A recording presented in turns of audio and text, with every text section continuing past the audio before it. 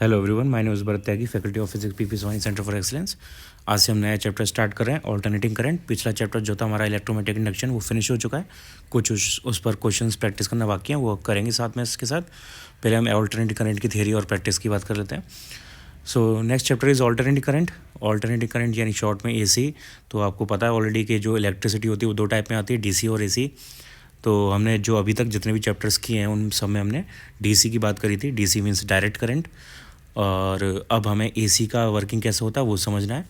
तो अभी तक जितने भी सर्किट्स में हमने पावर सोर्स लगाया था वो इस टाइप का उसका सिंबल होता था। ये सिंबल डीसी सोर्स को शो करता है। और डीसी सोर्स में क्या होता है कि जो पोलैरिटी होती है सोर्स की, यानी जो वो हमें वोल्टेज दे रहा है या करंट दे रहा है, वो सेम साइड बनी रहती है, या तो पॉजिटिव या तो नेगेटिव, वो सेम साइड बनी रहेगी। वो अपनी पोलैरिटी को चेंज नहीं करता। And most of the time the value is also constant. ठीक है, लेकिन वो कंडीशन ज़रूरी नहीं है वैल्यू कॉन्स्टेंट होने की, वो वेरी कर सकती है। बस कंडीशन ये है कि पोलैरिटी चेंज नहीं करनी चाहिए। तो ये हमने डीसी के लिए बात करी थी। अब हमें एसी के लिए बात करनी है। एसी और डीसी में मेन फ़र्क यही होता है कि पोलैरिटी चेंज डीसी में नहीं होती, एसी में होती है। ये डीसी का सिंबल है पावर सोर्स का, ये एसी का सर्किट सिंबल है। एसी के लिए पावर सोर्स का सर्किट सिंबल। पावर सोर्स को हम वोल्टेज सोर्स भी बोल सकते हैं, वोल्टेज सोर्स का सर्किट सिंबल है।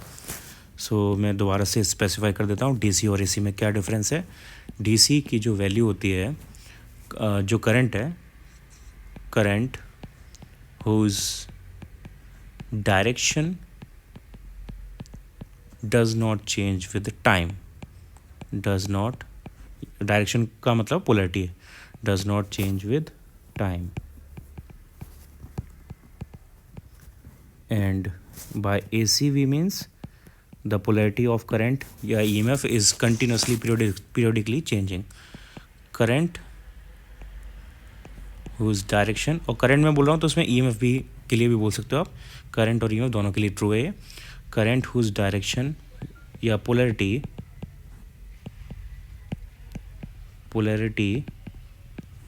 is periodically changing with time. periodically changing with time. तो ये AC और DC का बेसिक डिफरेंस होता है। कुछ इंपॉर्टेंट पॉइंट्स और इसके बारे में। AC is very useful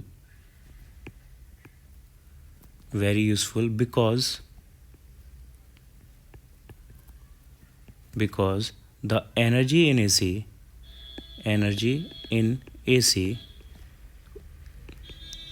AC का मतलब AC form can be easily transmitted over large distances, can be easily transmitted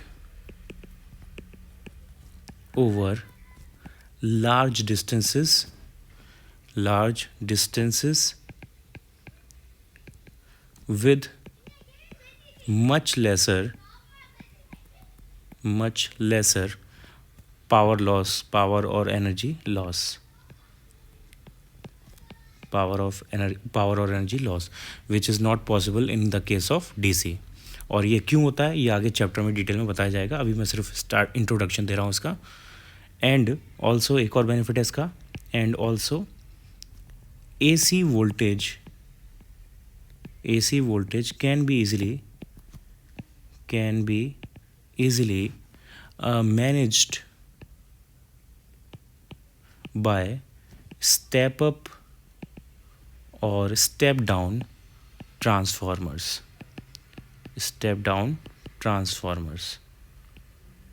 यानी कहने का मतलब है एसी के दो सबसे बड़े फ़ायदे ये हैं कि एसी को हम लार्ज डिस्टेंसेस पर बहुत कम पावर लॉस पे ट्रांसमिट कर सकते हैं, जो कि हम करते हैं करेंटली। और इसमें वोल्टेज को स्टेप अप करना, स्टेप डाउन करना, मतलब वोल्टेज को बढ़ाना विद सेम पावर घटाना, वो बहुत ईजी होता है यूजिंग ट्रांसफार्मर्स। तो ये दो सबसे बड़े फ़ायदे हैं। सेकेंड पॉइंट, ऑल्टरनेटिंग करंट यानी AC alternating current changes its direction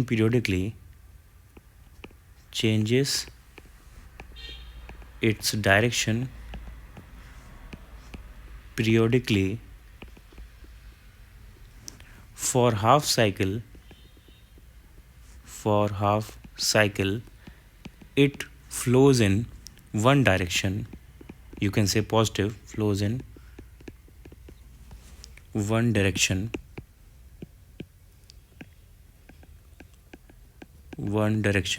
and for the upper half in the other direction, other half in opposite direction, यानी नेगेटिव डायरेक्शन, अपोजिट डायरेक्शन। ठीक है, तो मैं कुछ ग्राफ से इसके एग्जांपल बताता हूँ। फॉलोइंग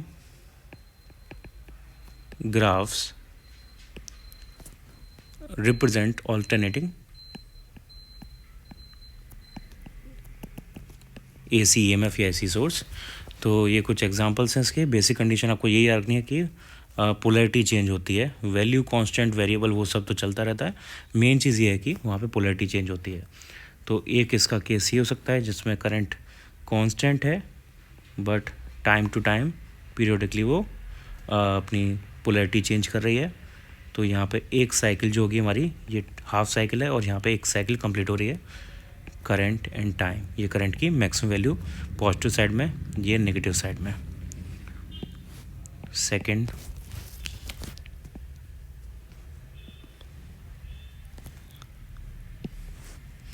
सेकंड में करंट जो नेगेटिव से इंक्रीज करके पॉजिटिव जा रही है इन कंप्लीट वन साइकिल। तो एक इस टाइप का ये भी AC के अंदर आएगा। ये मैक्सिमम वैल्यू पॉजिटिव साइड में और ये नेगेटिव साइड में, और यहाँ पे ये T/2 हाफ साइकिल फिनिश और ये फुल साइकिल, एक साइकिल यहाँ पे फिनिश। थर्ड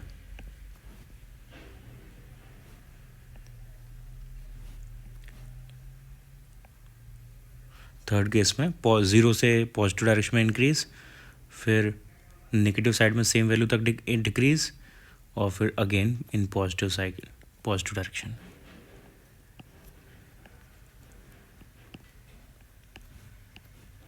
मैक्सिमम वैल्यू, तो एक साइकिल में मैक्सिमम वैल्यू एक बार रीच होगी पॉजिटिव साइड में, एक बार रीच होगी नेगेटिव साइड में, एक कंप्लीट साइकिल में। तो यहाँ पे जो हमारी हाफ साइकिल है वो यहाँ पे ख़त्म होगी, एक कंप्लीट साइकिल यहाँ पे फिनिश होगी। 0 से फाइनली वो दोबारा 0 पर आ जाएगा after reaching maximum value in one time in positive direction, one time in negative direction. And now the most famous type of AC is this, fourth वाला, ये साइनोसॉइडल AC, जो सबसे कॉमन टाइप की AC है। इसमें sign या cos के form में AC चलती है।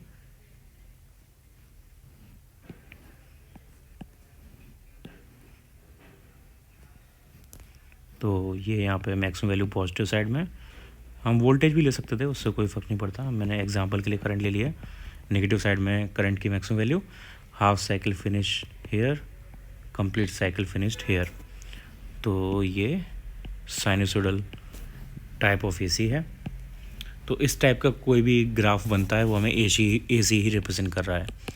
ओके, अब इसमें कुछ जैसे एग्जांपल के लिए कुछ पॉइंट्स लेते हैं।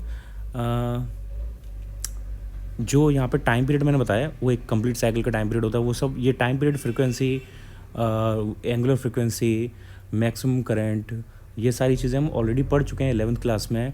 जो हमारा वेव्स एंड ऑसिलेशन चैप्टर आया था जिसमें हमने वेव्स की स्टडी करी थी, वहाँ पे हमने ये सारी चीज़ें पढ़ी थी। तो टाइम पीरियड क्या होता है, फेज़ क्या होता है, फ्रीक्वेंसी क्या होती है, वेवलेंथ क्या होती है, मैक्सिमम वैल्यू यानी एम्पलीट्यूड क्या होता है, ये सारी चीज़ें हम यहाँ पे ऑलरेडी जानते हैं। तो मैं अज्यूम करके चल रहा हूँ सबको पता है। तो अगर नहीं पता हो तो आप मुझे डाउट्स में पूछ सकते हो, अदरवाइज़ हमने ऑलरेडी पढ़ा हुआ है तो उसको हम अवॉइड करते हैं। यहाँ पे वो आगे जाके आने लगेगा टॉपिक्स के अंदर ही, तो वहाँ पे मैं दोबारा एक्सप्लेन कर दूँगा। फिर भी आप एक बार दोबारा रिवाइज कर लेना अगर आपको याद नहीं है तो। मैं दोबारा बता रहा हूँ नाम, वेवलेंथ क्या होती है, एम्पलीट्यूड क्या होता है, एंगुलर फ्रिक्वेंसी, डिस्प्लेसमेंट, ये सारी चीज़ें, और वेव कांस्टेंट क्या होता है, वेव स्पीड क्या होती है, ये सारी चीज़ें आप दोबारा रिवाइज करना वेव चैप्टर से, वो इसमें यूज़ हो सकती हैं यहाँ पे। Okay, now let's come to next topic. ये फर्स्ट डेरिवेशन टॉपिक है इस चैप्टर का। तो इसमें हमें क्या करना है, DC और AC में बहुत एक कॉमन डिफरेंस होता है। DC की वैल्यू जो है वो एक ही साइड में रहती है, यानी पॉजिटिव या नेगेटिव एक ही साइड में रहेगी।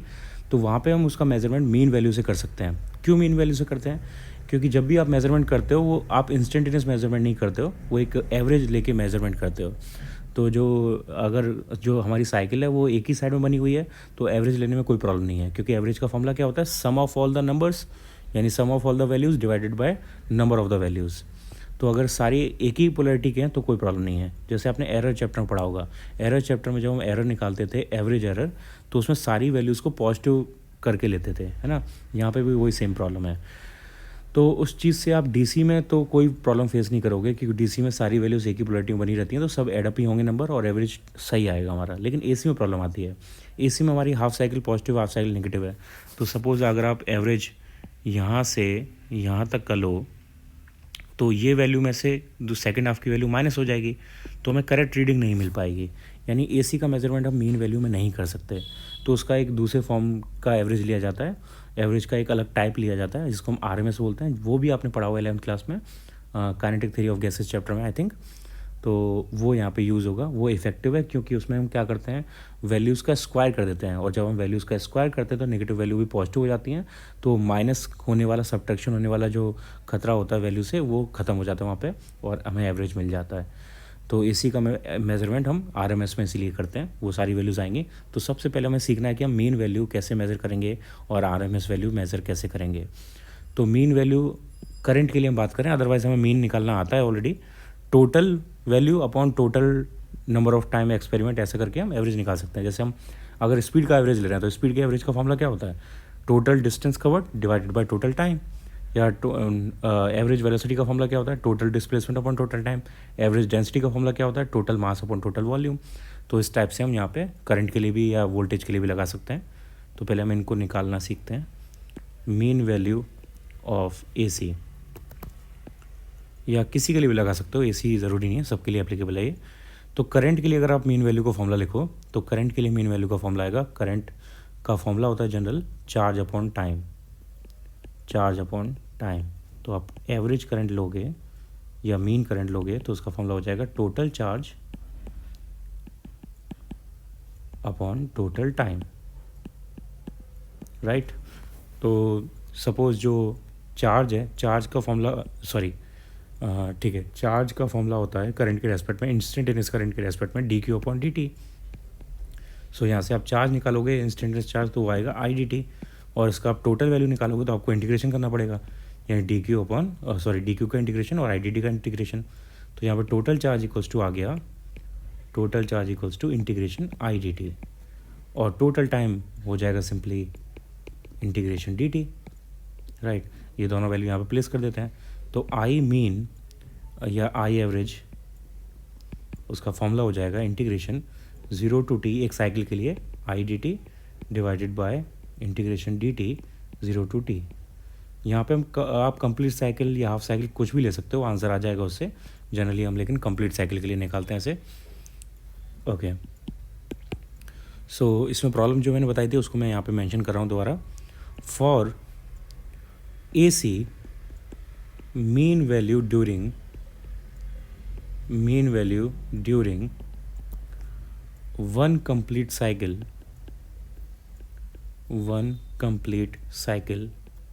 is always 0 because of equal area in positive and negative direction, तो वो कैंसिल आउट हो जाता है, ठीक है। Therefore for AC the mean value will be measured for half the cycle, will be measured for only positive side या only negative side. तो first half या सेकेंड हाफ कोई भी लेके, लेकिन हाफ लेना है हमें। Measured for a half cycle, okay. तो अब जो भी हम AC का मेजरमेंट करेंगे वो हम AC का जो सबसे पॉपुलर फॉर्म है उसको लेके करेंगे, यानी साइनोसोडल फॉर्म। तो AC की साइनोसोडल फॉर्म में जो इक्वेशन होगी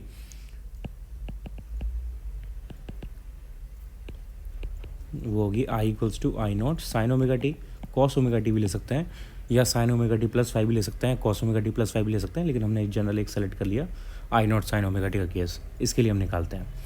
ओके ठीक है, तो अब इसको हम इस फॉर्मूले में प्लेस कर देते हैं। तो आई मीन इक्वल्स टू आएगा integration I naught sine omega t d t divided by integration d t को सॉल्व करके आएगा, चलो पहले ऐसे ही लिख देते हैं, डी टी लिमिट आएगी 0 to t/2 क्योंकि हम हाफ साइकिल के लिए निकाल रहे हैं, तो 0 to t/2 on both sides. Okay तो यहाँ से आगे सॉल्व करके आएगा I mean equals to I naught maximum value of current है तो वो कांस्टेंट है, वो बाहर आ जाएगा। साइन ओमेगा टी में इंस्टेंटेनियस टाइम आ रहा है टी, तो वो कांस्टेंट नहीं है, वो वेरिएबल है, तो अंदर ही रहेगा, उसका हमें डिफरेंशियल इंटीग्रेशन करना होगा। तो साइन ओमेगा टी का इंटीग्रेशन होता है minus cos omega t divided by omega, और लिमिट है 0 to t/2 divided by integration d t का इंटीग्रेशन हो गया T limit 0 to t/2। So यहाँ से I naught upon omega divided by t/2 ये इस तरफ है, और ब्रैकेट में माइनस कॉस ओमेगा, ओमेगा की वैल्यू लगा देता हूँ मैं 2π/t into small t limit 0 to t/2। यहाँ पे ओमेगा की वैल्यू इधर भी लगा देते हैं, तो ये हो जाएगा 2π/t, तो 2π/t, तो t ऊपर आ गया और ये t इधर नीचे और 2 ये ऊपर, ठीक है। और यहाँ पे क्या बचा, यहाँ पे लिमिट लगा देते हैं कॉस 2π/T इंटू टाइम की limit upper limit t/2 minus minus plus cos lower limit 0, तो यहाँ पे t से t कैंसिल आउट, 2 से 2 कैंसिल आउट, बचा कि हमारे पास आई नॉट अपॉन पाई, और यहाँ पे t से t कैंसिल आउट, 2 से 2 कैंसिल आउट, कॉस पाई बचा, कॉस पाई इज़ -1, तो माइनस माइनस प्लस हो गया, और कॉस 0 की वैल्यू भी ऑल्सो 1, तो ये आया 2i नॉट अपॉन पाई। ये mean value of AC sinusoidal function के लिए उसका फॉर्मूला है, याद रखना इंपॉर्टेंट फॉर्मूला है। So I mean equals to 2/पाई I naught for sinusoidal function AC, sinusoidal AC। तो सबसे इंपॉर्टेंट फॉर्म, सबसे पॉपुलर फॉर्म ये होता है, तो याद रखो, कोई प्रॉब्लम नहीं है। साइनोसॉइडल फॉर्म के लिए AC का मीन वैल्यू का फॉर्मूला, ऑब्वियसली इसे आप अगर वोल्टेज के लिए निकालोगे तब भी सेम आंसर आएगा, 2/पाई V0, उसके लिए भी सेम आंसर यही आएगा, ठीक है। तो ये हमने मीन वैल्यू निकालना देख लिया। अगर हम कंप्लीट साइकिल के लिए ऑब्वियसली इसलिए निकालेंगे, तो साइन ओमेगा टी जो होता है वो 0 होता है कंप्लीट साइकिल के लिए। यहाँ पे आप उसको इंपॉर्टेंट मैथमेटिकल टूल्स की तरह लिख लो, sine omega t average for complete one cycle equals to 0, and sine square omega t average for complete one cycle is half, and it is also true for cos omega t, और ये also true for cos square omega t, ठीक है। इसको mathematical tools की तरह याद रखना है, इंपॉर्टेंट। नेक्स्ट, अब मीन वैल्यू निकालना देख लिया हमने, अब RMS वैल्यू निकाल के देखते हैं। तो next topic is root mean square value of AC, जिसको हम शॉर्ट में RMS बोलते हैं। RMS वैल्यू निकालना देखना है, तो RMS का फॉर्मूला क्या होगा, IRMS equals to root mean square, तो पहले स्क्वायर करेंगे फिर उसका मीन लेंगे, एवरेज लेंगे, तो एवरेज लेना हमने सीखा था इंटीग्रेशन dt के साथ, वो एवरेज हो जाता है, और divided by dt of course, और फिर अंडर रूट उसका, तो ये रूट मीन स्क्वायर का फॉर्मूला है। लगाते हैं इसको यहाँ पे। अब इसको हम हाफ साइकिल कंप्लीट साइकिल किसी के लिए भी ले सकते हैं, तो इसे कंप्लीट साइकिल के लिए करेंगे, और एक केस वही है हमारे पास, sinusoidal AC I equals to I naught sine omega t. Solve करते हैं आगे, तो IRMS equals to under root integration I naught square sine square omega t dt divided by integration dt limit 0 to t 0 to t। Okay, यहाँ से constant I naught square बाहर आके आई not हो जाएगा, अंदर बचेगा sign square omega T. Sign square omega T को हमें चेंज करना पड़ेगा क्योंकि उसका इंटीग्रेशन ऐसे पॉसिबल नहीं है, इसके लिए हम फॉर्मूला लगाएंगे cos 2 ओमेगा टी का equals to 1 - 2 sine square omega T.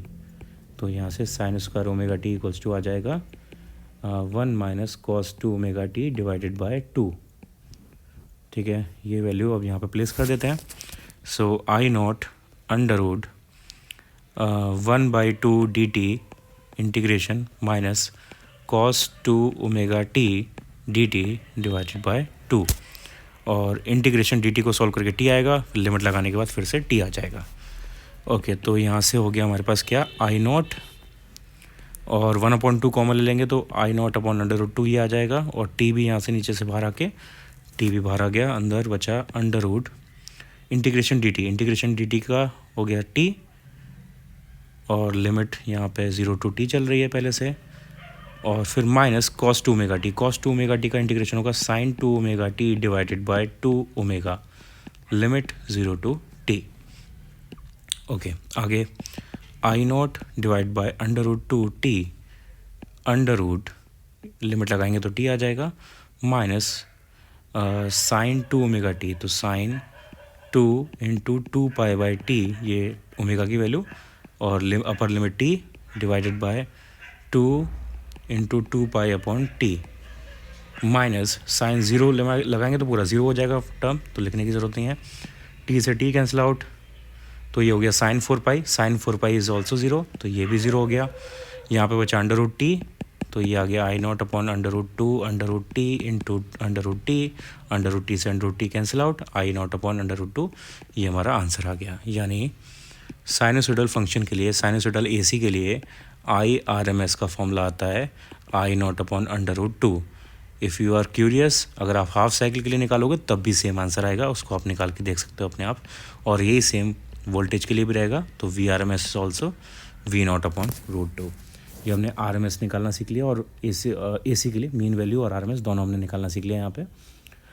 इसके कुछ क्वेश्चन हम प्रैक्टिस करेंगे आर एम एस के, पहले हम अगला टॉपिक कर लेते हैं। Next topic is phasor diagram. Phasor diagram, तो phasor diagram basically sinusoidal function को रिप्रेजेंट करने का एक तरीका है, ग्राफ टाइप का है, जिसमें एरो यूज़ किया जाता है वेक्टर्स की तरह, और बहुत इजी हो जाता है इसे साइनोसॉइडल फंक्शंस को रिप्रेजेंट करना। So it is used to represent a sinusoidal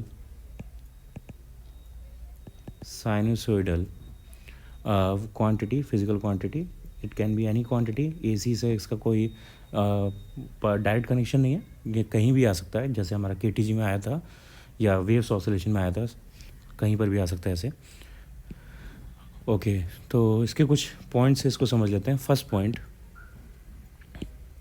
phasor is a vector phasor is a rotating vector, is a rotating, अभी सिर्फ मैं आपको थ्योरी बता रहा हूँ, ये पूरा फिर जब मैं बनाऊंगा इसे तो आपको दोबारा पढ़ना है, इन सब चीज़ों को समझ में आ जाएगा। phasor is a rotating vector rotating anti-clockwise with angular speed omega, with angular speed omega, angular speed omega, इसको हम एंगुलर फ्रीक्वेंसी भी बोल सकते हैं। एंगुलर फ्रीक्वेंसी, एंगुलर स्पीड दोनों सेम चीज़ होती हैं। Okay, second, the length of phasor, the length of phasor is equals to the peak value of that quantity, of course, peak value of that quantity. Third, at any instant,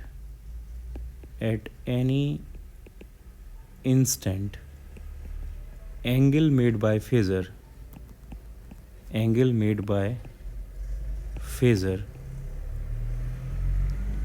with positive x-axis represent the phase of that quantity, the phase of that quantity।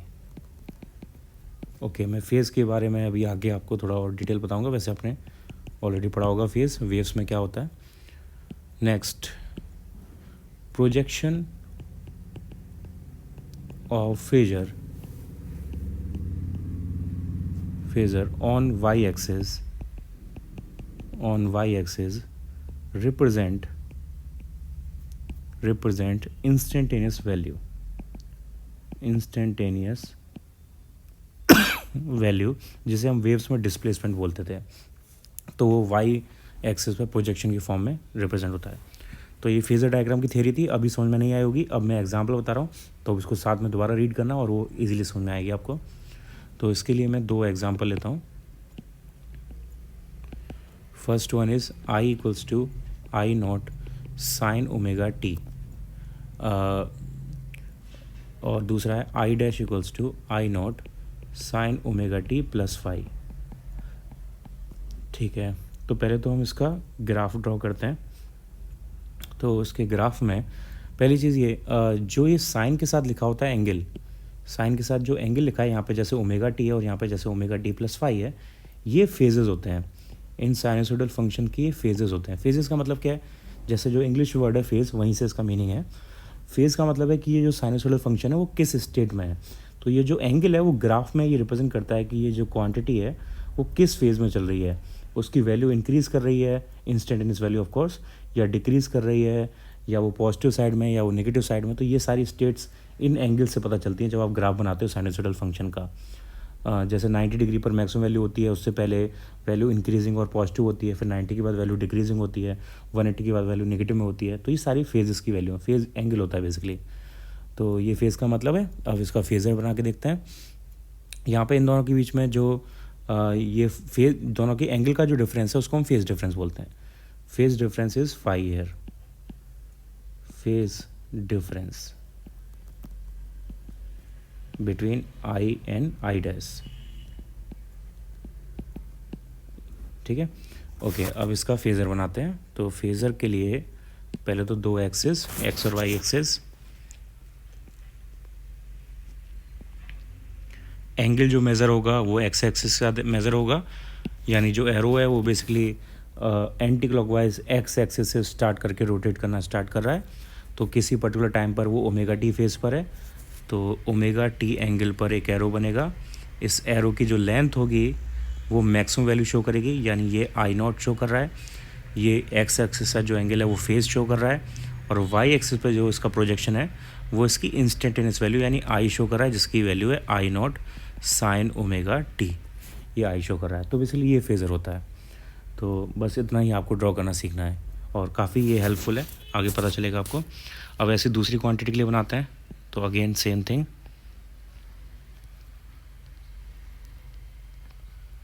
अब क्योंकि उसकी maximum value same थी तो जो length है arrow की वो same बनेगी, बस एंगल थोड़ा इंक्रीज़ कर जाएगा। तो एंगल यहाँ पे इंक्रीज़ करके ये हो गया ओमेगा टी प्लस फाई, और बाकी सब कुछ सेम वैसे ही है। इसका प्रोजेक्शन यहाँ पे ये आई डैश शो करेगा, which is I naught sine omega t plus phi, और इसकी मैक्सिमम वैल्यू आई नॉट, ये इसकी मैक्सिमम वैल्यू जो लेंथ है इस एरो की। बाकी सब कुछ सेम है, ये एक्स एक्सिस अगेन, ये वाई एक्सिस। तो ये फेज़र बनाने का तरीका होता है। अब हम इसमें आगे फेज़र को यूज़ करके इसके एप्लीकेशंस देखेंगे।